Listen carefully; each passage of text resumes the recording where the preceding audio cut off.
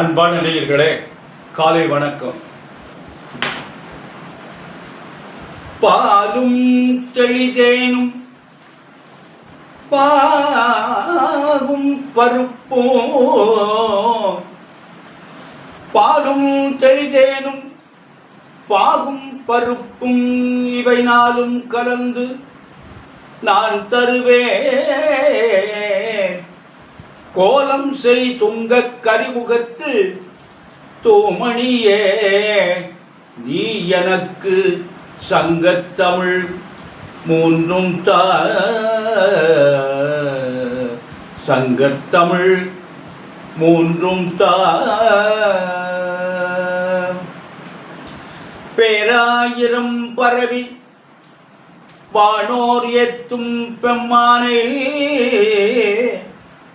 பிரிவிழா அடியார்க்கு என்றோ மாறாத செல்வம் வருவிப்பானை, மந்திரமும் தந்திரமும் மருந்துமாகி தீராத நோய் தீர்த்தருள வல்லான் தன்னை திரிபுரத்தின் சிலைகை கொண்ட போரானை, புள்ளிருக்கு வேலூரானை போற்றாதே ஆற்ற நாள் போக்கினேனே.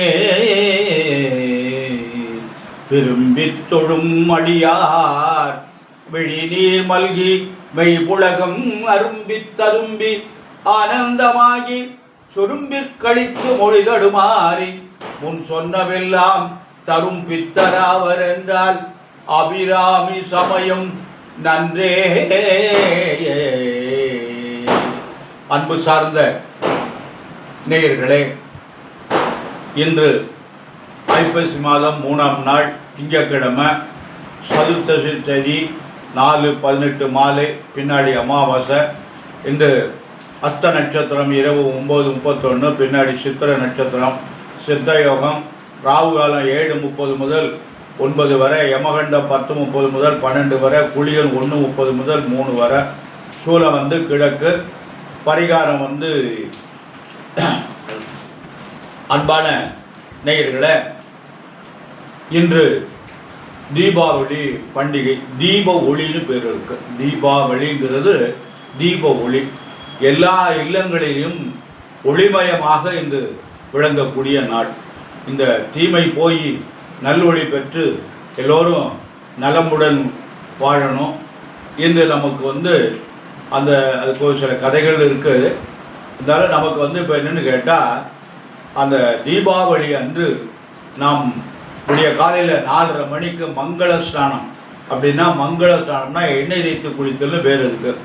அந்த பெரியவங்கள்லாம் எண்ணெய் தொட்டு வைப்பாங்க. குழந்தையெல்லாம் வரிசையாக உட்கார சொல்லி பெரியவங்க எண்ணெய் தலையில் தொட்டு வைப்பாங்க.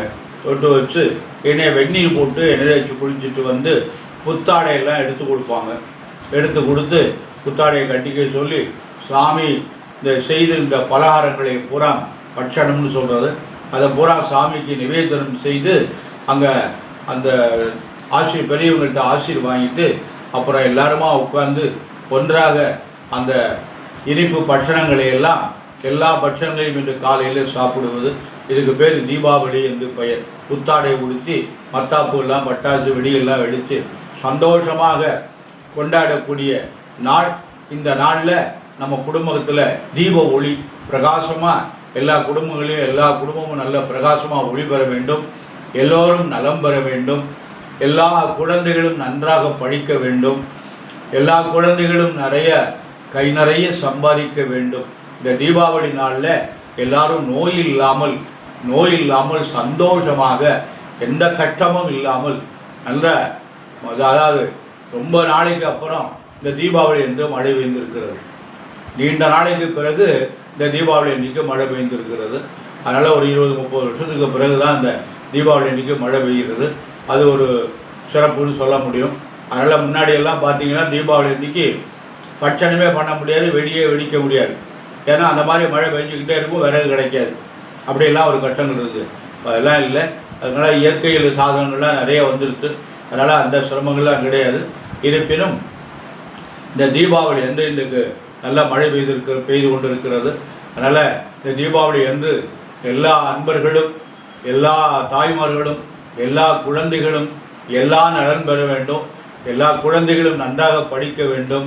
அந்த குழந்தைகளுக்கு நல்ல உத்தியோகம் கிடைக்க வேண்டும், கை நிறைய சம்பாதிக்கணும், நல்ல வாழ்க்கை அமையணும், நல்ல கணவன் நல்ல மனைவி அமையணும், அவங்களுக்கு நல்ல குழந்தை பிறக்கணும், அவங்களுக்கு சுகமான வாழ்வு கிடைக்கணும்.